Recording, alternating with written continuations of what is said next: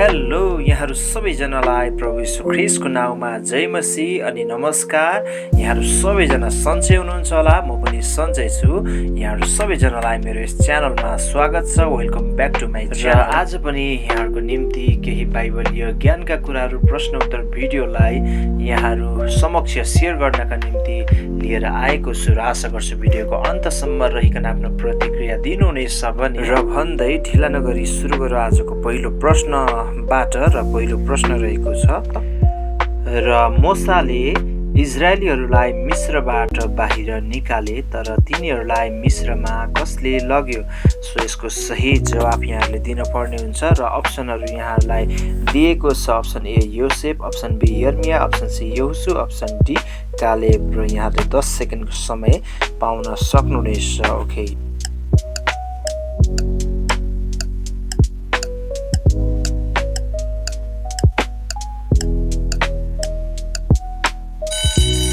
र यसको साथसाथै साथीहरू यहाँहरूको समय समाप्त भइसकेको छ र यसको सही जवाब अप्सन ए योसेफ। र फेरि पनि ढिला नगरी लागौँ आजको दोस्रो प्रश्नतर्फ। र दोस्रो प्रश्न रहेको छ, परमेश्वरले मोसालाई दिनुभएको पहिलो चिन्ह के थियो? र यसका लागि अप्सनहरू रहेका छन्। अप्सन ए रगतको विपत्ति, अप्सन बी हातमा कुष्ठरोग लागेको, अप्सन सी लट्ठी सर्प बनेको, अप्सन डी ब्यागुताको विपत्ति। फेरि पनि यहाँहरूले 10 सेकेन्डको समय लिन सक्नुहुनेछ। यो टाइम स्टार्ट नाउ।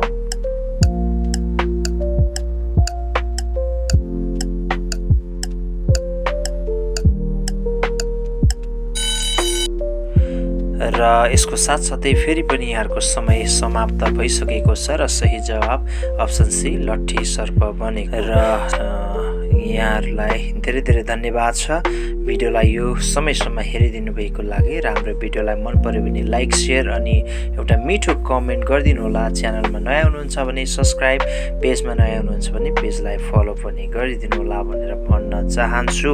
र यस भिडियोलाई बनाउनुको मुख्य कारण चाहिँ परमेश्वरको वचनतर्फ यहाँहरूको ध्यानलाई अझ धेरै आकर्षित गर्नका निम्ति रहेको छ।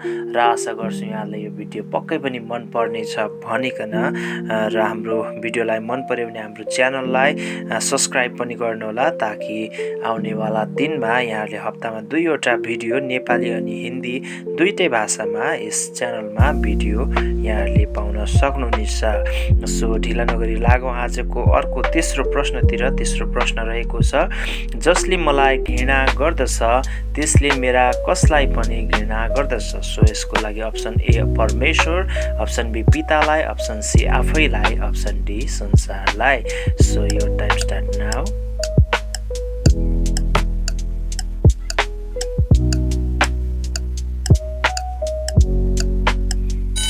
र फेरि पनि यहाँहरूको समय समाप्त भइसकेको छ र यसको सही जवाब अप्सन बी पितालाई।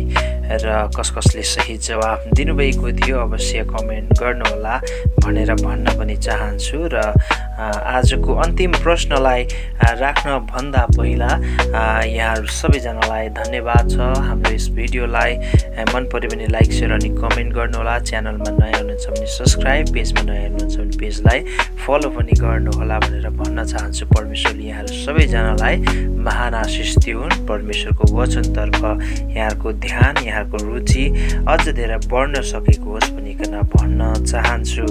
र अन्तिम प्रश्न आजको रहेको छ, यसको कुनै पनि अप्सनहरू दिइने छैन। र आई होप कि यहाँहरू सबैजनाले मजाले बाइबल अध्ययन गरेर यसको सही जवाब दिनुहुनेछ।